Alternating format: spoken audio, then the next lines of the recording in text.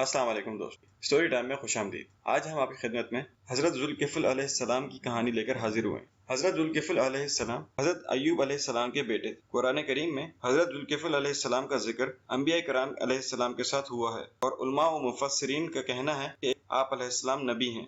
ایک قول کے مطابق حضرت ذوالکفل علیہ السلام نبی نہیں تھے بلکہ نیک اور صالح شخص تھے۔ چونکہ آپ علیہ السلام اپنی قوم کے یتیم بچوں کی کفالت کیا کرتے تھے، اس لیے ذوالکفل علیہ السلام کے نام سے مشہور ہوئے۔ ایک اور قول کے مطابق آپ علیہ السلام چونکہ انصاف پسند تھے اور ہر ایک کو اس کا حق دلانے کی کوشش کرتے تھے، اسی لیے ذوالکفل علیہ السلام کے نام سے مشہور ہوئے۔ واللہ اعلم۔ ایک قول کے مطابق جب حضرت یسع علیہ السلام ضعیف العمر ہو گئے تو آپ علیہ السلام نے فرمایا کہ کاش میں اپنی زندگی میں کسی شخص کو اپنا نائب مقرر کر لیتا۔ حضرت یسع علیہ السلام نے جب ذوالکفل علیہ السلام کو اپنا نائب مقرر کر لیا تو ابلیس نے دیگر شیاطین سے کہا کہ اس کے پیچھے پڑ جاؤ، اور پھر حضرت ذوالکفل علیہ السلام نے جب شیاطین کو عاجز کر دیا تو ابلیس نے کہا تم اسے بہکا نہیں پائے، اب اسے مجھ پر چھوڑ دو۔ پھر ابلیس ایک معمر شخص کے روپ میں حضرت ذوالکفل علیہ السلام کے پاس آیا۔ اس وقت حضرت ذوالکفل علیہ السلام قیلولہ فرما رہے تھے۔ ابلیس نے آپ علیہ السلام کے گھر کا دروازہ کھٹکھٹایا۔ حضرت ذوالکفل علیہ السلام نے دریافت کیا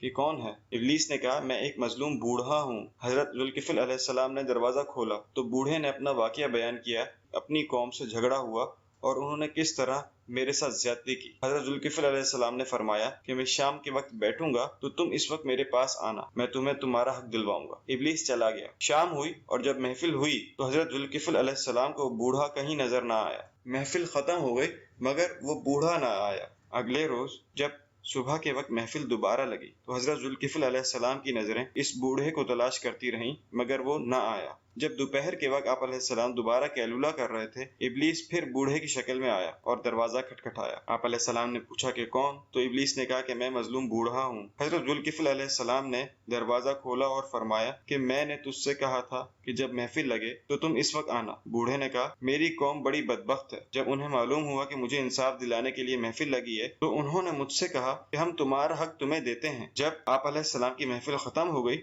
تو انہوں نے میرا حق دینے سے انکار کر دیا۔ حضرت ذوالکفل علیہ السلام نے فرمایا کہ تم ابھی چلے جاؤ اور شام کے وقت جب محفل لگے تو آ جانا۔ یوں دوسرے دن بھی آپ علیہ السلام قیلولہ نہ فرما سکے۔ شام ہوئی، محفل لگی تو آپ علیہ السلام اس بوڑھے کا انتظار کرنے لگے لیکن وہ نہ آیا۔ آپ علیہ السلام پر اونگ طاری ہو گئی تو آپ علیہ السلام نے محفل برخاست کر۔ تیسرے دن آپ علیہ السلام نے دوپہر کے وقت گھر والوں میں سے کسی کو کہا کہ دروازے کے نزدیک کسی کو مت آنے دینا تاکہ میں کچھ دیر آرام کر سکوں، کیونکہ کل محفل میں مجھ پر نیند کا غلبہ رہا۔ ابلیس پھر بوڑھے شخص کی شکل میں آیا اور دروازے پر موجود شخص سے کہا کہ میں کل بھی آیا تھا اور اپنا معاملہ پیش کیا۔ اس شخص نے ابلیس کو اندر جانے سے روک دیا تو ابلیس روشن دان کے ذریعے داخل ہو گیا اور اندر سے دروازہ کھٹکھٹایا۔ حضرت ذوالکفل علیہ السلام جاگ پڑے اور دروازے پر کھڑے ہوئے شخص کے پاس جا کر فرمایا کہ میں نے تم سے کہا تھا کہ کسی کو اندر نہ آنے دینا۔ دروازے پر کھڑے شخص نے کہا حضور یہ سامنے کے رخ سے اندر نہیں آیا۔ آپ علیہ السلام سمجھ گئے کہ یہ بوڑھا ابلیس ہے، چنانچہ فرمایا اے اللہ کے دشمن۔ ابلیس کہنے لگا کہ آپ علیہ السلام نے میری ہر چال کو ناکام بنا دیا، میں نے ایسا اس لیے کیا کہ آپ علیہ السلام کو غصہ آ جائے، مگر آپ علیہ السلام کو غصہ نہ آیا۔ یہی وجہ ہے کہ آپ علیہ السلام کو اللہ تعالیٰ نے ذوالکفل کہا، کیونکہ جو ذمہ داری آپ علیہ السلام کے ذمہ لگائی گئی تھی آپ علیہ السلام نے اس کو بخوبی پورا کیا۔ حضرت ذوالکفل علیہ السلام کے نبی ہونے یا نہ ہونے پر بہت سی روایات موجود ہیں، اور بیشتر علماء کرام کے نزدیک آپ علیہ السلام نبی ہی ہیں۔ ہماری اس ویڈیو کو لائک اور شیئر ضرور کیجیے گا۔ تو دوستو امید ہے کہ آپ کو ہماری آج کی یہ ویڈیو اور اس کی معلومات پسند آئی ہوں گی۔ آپ سے گزارش ہے کہ ہمارے چینل کو سبسکرائب کیجیے اور بیل آئیکن پر کلک کیجیے تاکہ مزید آنے والی ویڈیوز اور ان میں چھپی معلومات سے فائدہ حاصل کر سکیں۔ شکریہ۔